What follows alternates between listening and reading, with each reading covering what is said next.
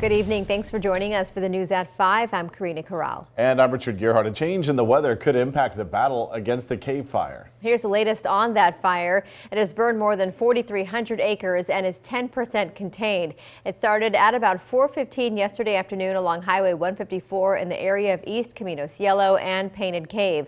Highway 154 is still closed tonight. No homes have been burned, but one outbuilding was destroyed. More than 5,000 people were evacuated last night. And around noon today, some of them were allowed to return home. The current evacuation order zone includes the area north of Cathedral Oaks from Patterson Avenue to Ontaire Road. Warnings are also in place for the areas north of Foothill Road from Ontaire to Gibraltar and west of Highway 154 to El Sueño below Cathedral Oaks to Calle Real. We have live team coverage tonight. Alex Gonzalez, Alice Becerra, and Michael Torres are all near the front lines of the fire, and Chief Meteorologist Dave Hovde is here to update us on the latest weather forecast. Let's start with Michael, who has more on the conditions that have made this fire so challenging for firefighters. Michael? Richard and Karina, heavy winds and a steep and rocky terrain are the two elements that are causing the cave fire to be so destructive and difficult for fire crews to get a handle on. Now, instead of turning to dozers or fire engines, under these circumstances, crews are forced to take a different approach in trying to contain the blaze. Firefighters gear up, strap by strap, hoping to reach some containment on a fire that's been raging due to high winds, 30-year-old brush, and difficult terrain. Cave fire is burning under some of the toughest firefighting conditions anywhere in the world. This causing crews to make adjustments on how they strike. We can't access this fire with bulldozers because it's so steep and rocky. We can't access this fire with fire engines because of the terrain. This is what some of the terrain crews are dealing with looks like. Now, this forcing firefighters to attack the cave fire on foot. With hundreds of firefighters on scene, crews and their hand tools cut down brush to try and establish containment, with some help coming from above in the form of frost check and even mud. Front country Santa Barbara fires are known to firefighters throughout the country because of our terrain and our fuels and the weather we get. Highway 154 and Camino Cielo are the only two roads crews can use to access the fire. Berticelli says firefighters are fully engaged in doing all they can to put this fire out and get the community back into their homes. Now, as you can see behind me, just during the package, you can see that a blaze did pick up a little bit back into these mountains. It's starting to increase. Some of the flames are getting a little bit taller since we have been here. But to help out over the night, there is going to be night flying helicopters available for crews to use. And while the sun is still up, Berticelli tells me that fixed wing tankers and helicopters will also be helping to try to battle the flames. Live in Santa Barbara, Michael Torres, KSBY News. All right, Michael, thank you. Chief Meteorologist Dave Hovde has been tracking the weather conditions at the fire.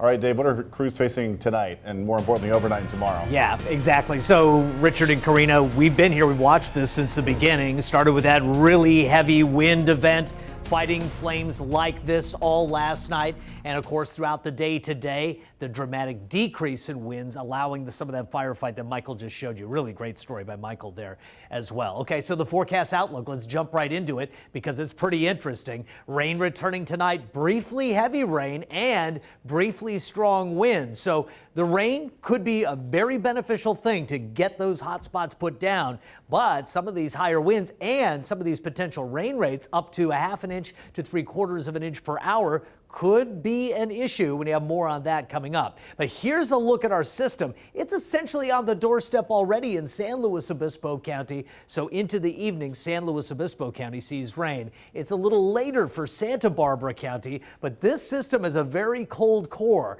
and it's just the beginning of a 1-2 punch that goes into next week. Much more on this coming up in Maine weather. We have a high surf advisory in place. We also have a winter storm warning in place.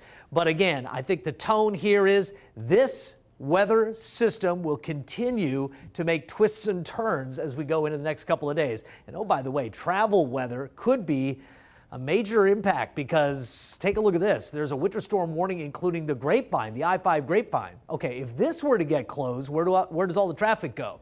Goes through the south coast. Sometimes it likes to go along the 154. We've already seen what the conditions along the 154 are. Much more coming up. Karina, back to you. All right, Dave, thank you. Well, the rain Dave mentioned may help firefighters combat the cave fire, but it could also pose some challenges. KSBY's Alex Gonzalez is live for us in Santa Barbara and has more on what firefighters are hoping for from the storm. Alex?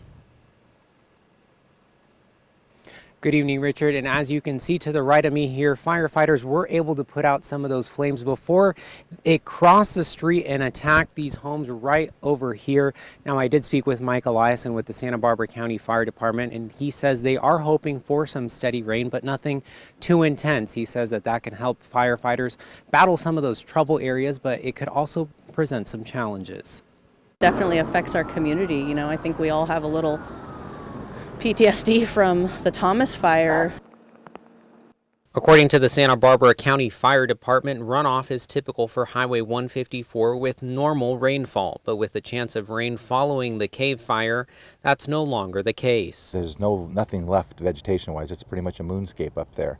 And if we get a significant amount of rain falling in a short amount of time, that's going to present a problem because you're going to have runoff and you could possibly have debris flow. Some of the culverts can get clogged. However, it's not all bad news. The rain could also help firefighters attack the blazes in those hard-to-reach areas. We're hoping that the rain, is steady in its rain, but not intense. And that's going to help us with the firefight, putting a lot of those stubborn smokes out. But excess amounts of rain could present problems for homes, especially those situated along the foothills below the burned areas. Now, Eliason also says that if and when it does rain, roads will become more slippery, and he encourages people to have their cars fully equipped to handle that wet weather. Reporting live in Santa Barbara, I'm Alex Gonzalez, KSBY News. All right, Alex, thank you. Santa Barbara County issued an air quality warning because of the smoke from the cave fire. Health officials say these conditions could continue over the next several days. They recommend if you're feeling the impacts of smoke, limit your time outside and close doors and windows.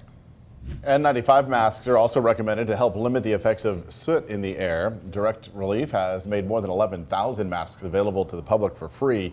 You can pick up one at their headquarters in Santa Barbara or 4 other locations in the Goleta area. You'll find a full list of the locations at ksby.com. Some of the thousands of people evacuated overnight are returning home today. KSBY News reporter Asia Gore spoke with some of the evacuees about an all too familiar experience. We could see it happening, and I said, okay, it's time to get ready to go because I don't wait. From the window of her home in the Rancho Santa Barbara neighborhood, Maggie Keenan and her husband Raj could see the red flicker of flames in the distance.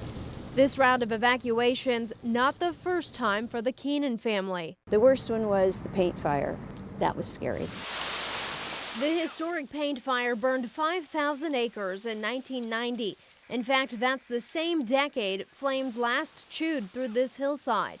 That fire destroyed over 400 structures and claimed a life. You get used to it. Roseanne Giambo remembers being evacuated during the deadly paint fire, but says she and her husband didn't immediately evacuate Monday night. Everybody always goes, but we've been through it so many times. We said we're going to stay, we're not going to go. But then a knock on the door from police got the Giambos to evacuate. They stayed at a friend's home while the Keenans here's home. Took refuge in their RV. We had thought about selling it, and we thank God we didn't. At a time when many people are prepping Thanksgiving dinner, these families simply prepare to return home. We have to do everything at the last minute, but still we will. And, bring everybody over, and it'll make you appreciate your dinner even more. And a special kind of thanks for the work of fire crews and life itself. Gratitude that, no matter what happens to our home, as long as we're alive, that's the most important part. And the Red Cross is assisting evacuees at the Goleta Community Center. And that's located at 5679 Hollister Road.